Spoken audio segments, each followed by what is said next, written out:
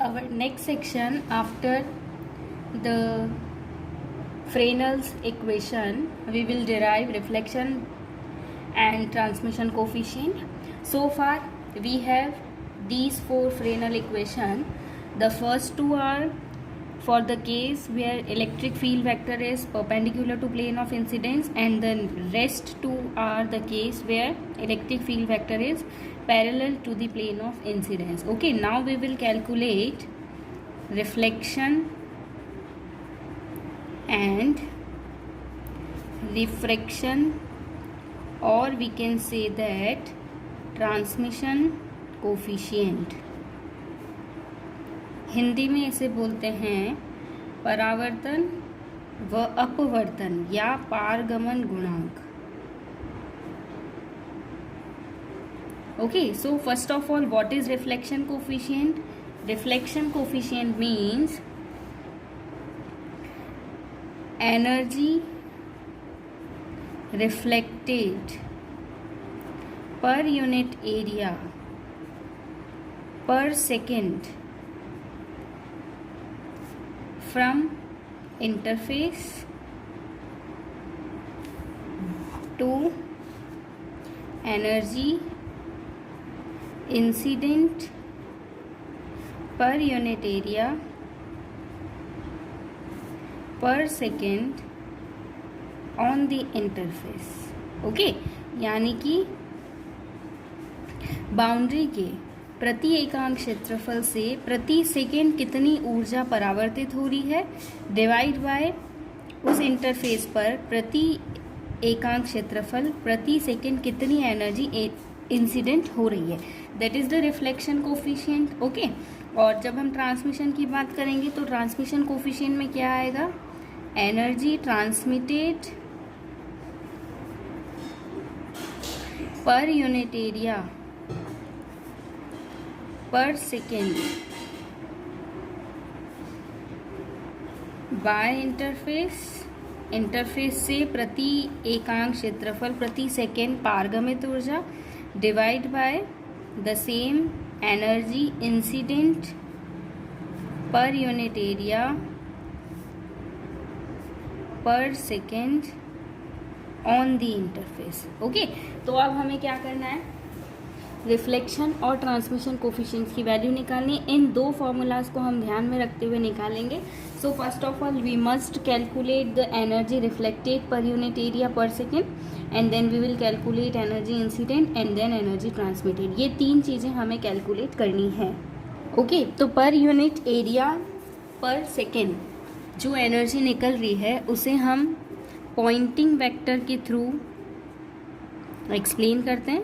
ये हम पहले भी डिफाइन कर चुके हैं. That pointing vector that is S E cross H. It gives information of energy radiated per unit area per second पर. Okay, so first of all we must calculate the pointing vector.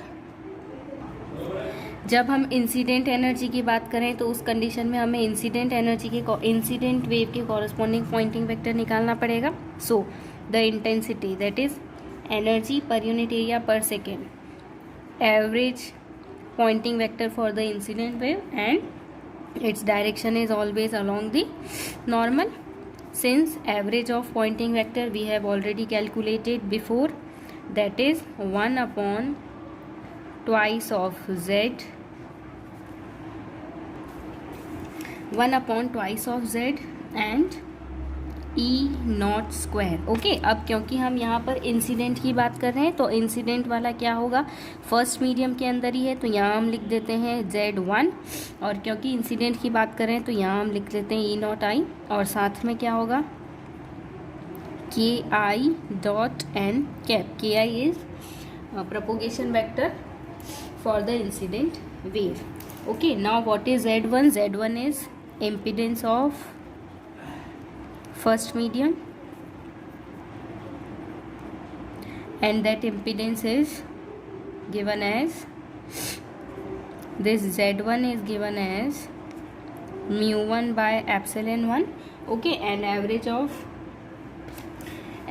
of this S1 is given as E naught I Okay, and this ki dot n cap would give us cos theta I, because this is the normal and this is the incident vector. Okay, and this is theta I. So ki का unit vector और ये n cap का unit vector, इन दोनों का जो dot product होगा वो ये होगा. That would be the component along the cos theta. Since so the incident intensity is 1 by 2 epsilon 1 by mu 1 E naught I square and cos theta I. Okay. Similarly, for the reflected component, we must have the pointing vector corresponding to the reflected wave and n cap. Since incidence and reflection are in the same medium, so it would have the same answer, that is 1 by 2 epsilon 1 mu 1. बस ये जो amplitude है यहाँ पर incident की जगह reflected आ जाएगा, and the angle that is cos theta R. Okay, this is the second one. And the transmitted energy की बात करें, यानी कि पारगमित ऊर्जा की बात करें, तो transmitted energy would be 1 by 2. Medium change हो जाएगा, ट्रांसमिटेड सेकेंड मीडियम में चला गया, epsilon 2 by mu 2. And now here amplitude for the transmitted wave and angle that is cos theta and t. Okay, अब देखिए जब हमें रिफ्लेक्शन कोफिशिएंट निकालना है, तो रिफ्लेक्शन कोफिशिएंट के केस में R would be reflected energy to the incident energy.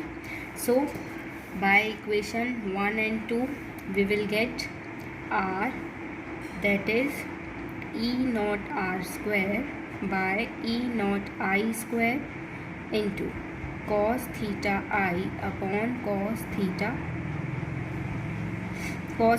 R upon cos theta I. Since angle of incidence is equal to angle of reflection, so simply we have reflection coefficient, that is E naught R by E naught I का square. Okay. Similarly, so this is the general formula for the reflection coefficient. Similarly, जब हम transmission coefficient की बात करेंगे, in that case we would have 1 by 2 epsilon 1 by mu 1 cos theta t and E naught t square divide by transmission coefficient की condition में transmitted energy upon incident energy 1 by 2, sorry transmitted है तो epsilon 2 mu 2 आ जाएगा, और इधर आ जाएगा epsilon 1 mu 1 cos theta i and e naught i का square. Okay, so further solve it, we would get epsilon 2 by epsilon 1 mu 1 by mu 2 e naught t square by e naught i square cos theta t upon cos theta i. अगर हम non magnetic medium की बात करें, यानी कि अचुंबकीय पदार्थों की बात करें, तो नॉन मैग्नेटिक मीडियम के लिए mu 1 equals to mu 2 equals to mu not. Okay, तो ये कट हो जाएगा. साथ ही since velocity of electromagnetic wave in a medium is given as 1 upon epsilon mu. Okay, so square root of epsilon 2 by epsilon 1 की जगह हम क्या लिख सकते हैं, v1 mu 1 upon v2 mu 2. Okay, because velocity is inverse proportional to square root of epsilon, तो ये reverse है तो अपने 1 और 2 1 आ गया. अब सिंस हम ये दोनों जो है इनको इक्वल्स टू 1 ले रहे हैं, तो ये कट गया, we would have only v1 upon v2. Okay, now in terms of refractive index, what is refractive index? Refractive index is velocity of light in vacuum to the velocity of light in particular medium. Since refractive index is inverse proportional to velocity, so this epsilon 2 by epsilon 1 can be written as n2 by n1. Okay, so substituting this in this equation, we would get transmission coefficient T, that is simply n2 by n1 e naught t by e naught i square cos theta t upon cos theta I. So this is our equation number 5. So equation number 4 and equation number 5 are the general equation for reflection and transmission coefficients. Now what we will do, now in our now we will derive this reflection and transmission coefficient for both the two cases which we have already taken in case of derivation of Reynolds equation, that is electric field is perpendicular to plane of incidence and electric field is parallel to plane of incidence. Okay, but we will require these two general formula. Okay, so our first case, when electric field vector is normal to plane of incidence. Okay, तो अपने पास में Fresnel की equation क्या थी, देखिए e naught r by e naught i. In the perpendicular case we have sine theta t minus theta i divide by sine theta t plus theta i. और n1 n2 की terms में यही equation हम पहले derive कर चुके हैं, that was cos theta i minus n2 by n1 cos theta t and cos theta I plus n2 by n1 cos theta t. Okay, ये हम पहले डिराइव कर चुके हैं. तो अभी हमें क्या निकालना है, रिफ्लेक्शन कोफिशिएंट निकालना है. जनरल फार्मूला क्या होता है, e naught r by e naught i mod square. So the reflection coefficient for the perpendicular case we would have simply sine square theta t minus theta i upon sine square theta t plus theta i. This is reflection coefficient for the perpendicular case. In terms of n1 and n2 की case में निकालना है तो इसका square हो जाएगा. So that can be written as cos theta i minus n2 by n1 cos theta t divide by cos theta i plus n2 by n1 cos theta t का square. Okay, तो ये तो हो गया reflection coefficient. अब अगर हमें transmission coefficient निकालना है तो ट्रांसमिशन कोफिशिएंट क्या होता है, general formula n2 by n1 e naught t by e naught i square cos theta t upon cos theta i. So the Fresnel equation for the perpendicular plane of incidence we have already derived before, that is E naught t by E naught I for the perpendicular case is given as twice of cos theta I upon twice of cos theta I sin theta t upon sin theta t plus theta i. Okay, और n1 n2 की terms में ये क्या था, it was 2 cos theta i upon cos theta i plus n2 by n1 and cos theta t, that is e naught t by e naught i perpendicular. Okay, तो हमें transmission coefficient निकालना है तो हम इसकी वैल्यूज़ यहाँ पर substitute करेंगे. Then we would get transmission coefficient t, that is n2 by n1 cos theta t by cos theta I and e naught t by e naught I का mod square है. तो we would get 2 cos theta I sin theta t upon sin theta t plus theta I to the square. Okay, solve it. We would get 4 cos square theta I sin square theta t upon sin square theta t plus theta I. ये एक cut हो जाएगा. So we would have n2 by n1 की जगह हम Snell's law लगा सकते हैं. n2 by n1 is sine theta i upon sine theta t. यहाँ पर हमने स्नेल्स लॉ लगाया है. Okay, so it is cos theta t 4 cos theta i sine square theta t upon sine square theta t plus theta i. So we would have, ये देखिए इस 4 को मैं स्प्लिट कर रही हूँ 2 में. So we would get 2 sine theta i cos theta i and 2 sine theta t cos theta t upon sine square theta t plus theta i. Since sine two theta is 2 sine theta cos theta, so applying this identity here we would get sin 2 theta I sin 2 theta t upon sin square theta t plus theta I.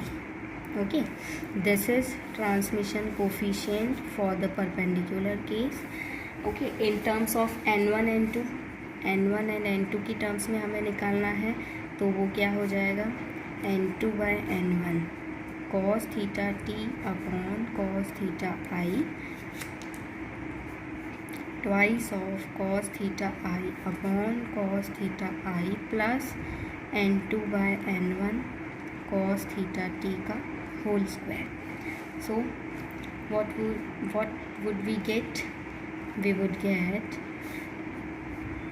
cos theta t और इस n2 by n1 को ऐसे ही लिख देते हैं हम, और यहाँ मिलेगा 4 cos square theta i divide by cos theta i, और ये डिनोमिनेटर वाली term cos theta i plus n2 by n1 cos theta t का स्क्वायर. इससे ये कट हो गया. Okay, so this is transmission coefficient in terms of n1 and n2 for the perpendicular case. अब हमें क्या करना है? We must add both the equation this one and the corresponding equation for the reflection coefficient, that is this one. Okay, तो अब हम क्या करेंगे, ये वाली जो इक्वेशन रिफ्लेक्शन कोफिशिएंट की है ये, और ये जो ट्रांसमिशन कोफिशिएंट के लिए इक्वेशन है, इन दोनों को हम ऐड करेंगे.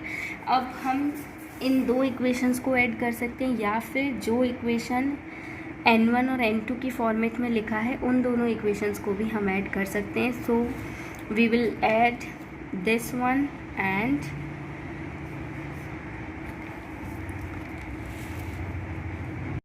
we will add reflection and the corresponding transmission coefficient. Substituting for reflection and transmission coefficient, we would get, for the reflection coefficient we have cos theta I minus n2 by n1 cos theta t square divide by cos theta I plus n2 by n1 cos theta t का square. Okay, और transmission coefficient में भी denominator तो यही है, यानी कि यही चीज़ आएगी, और बस ये वाला जो है इसे ऐड कर देना है अपने को. So we would get 4 cos theta i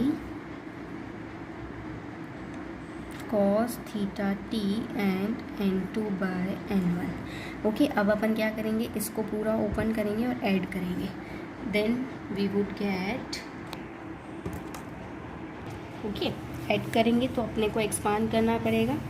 so we would have cos square theta i plus n2 by n1 cos theta t का स्क्वायर माइनस 2ab.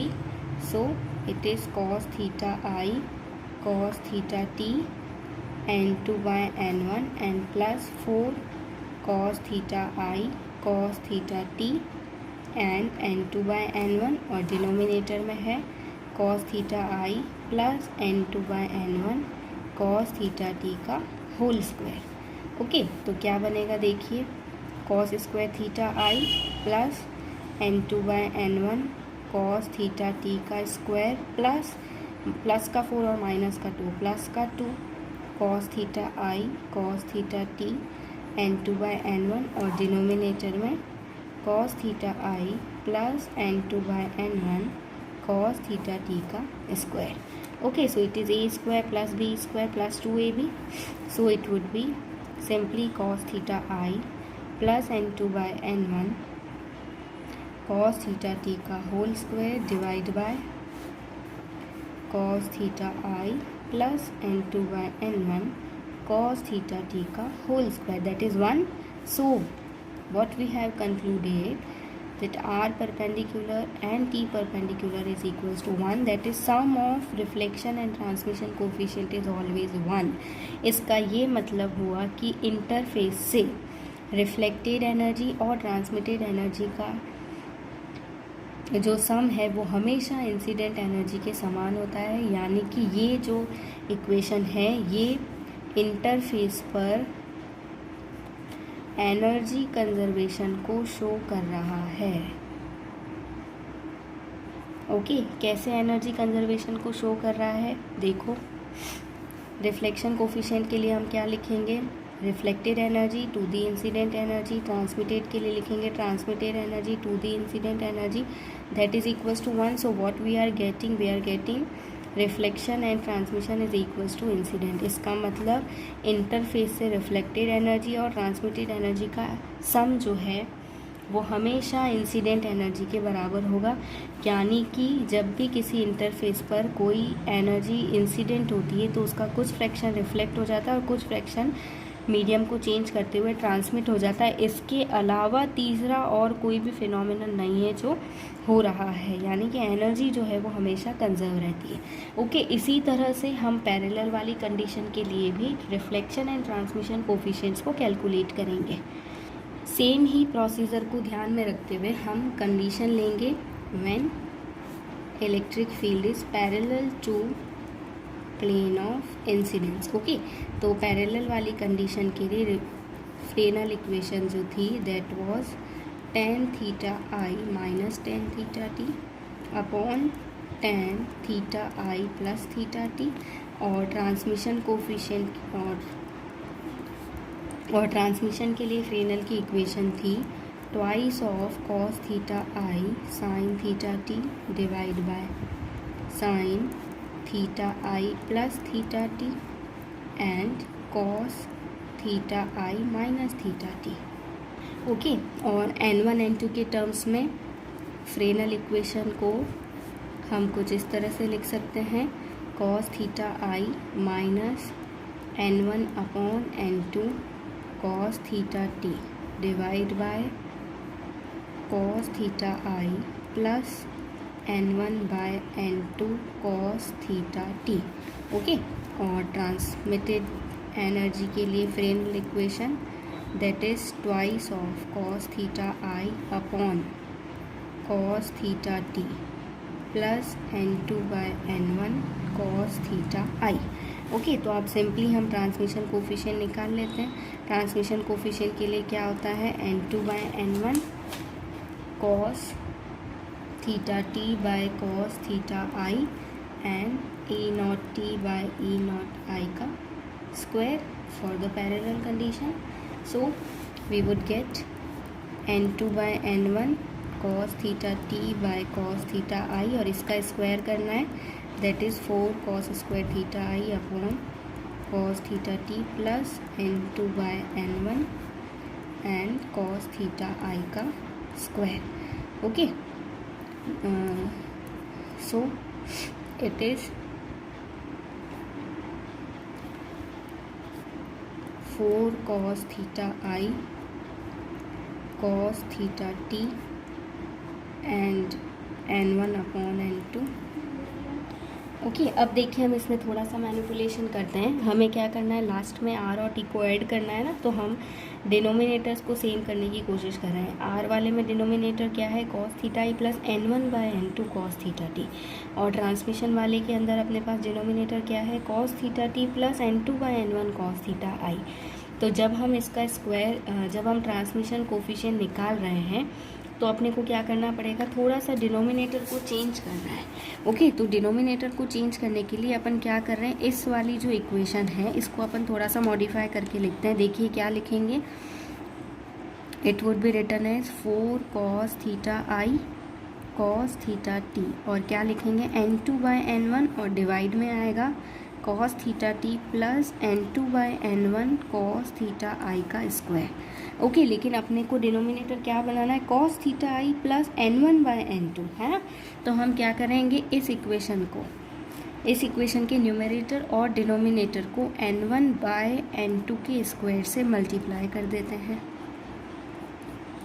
ओके, तो डिनोमिनेटर और न्यूमरेटर दोनों को मल्टीप्लाई किया हमने, तो हमें क्या मिलेगा, देखो n1² से अपन ने मल्टीप्लाई कर दिया, so we would get 4 cos theta i cos theta t and it would be now n1/n2।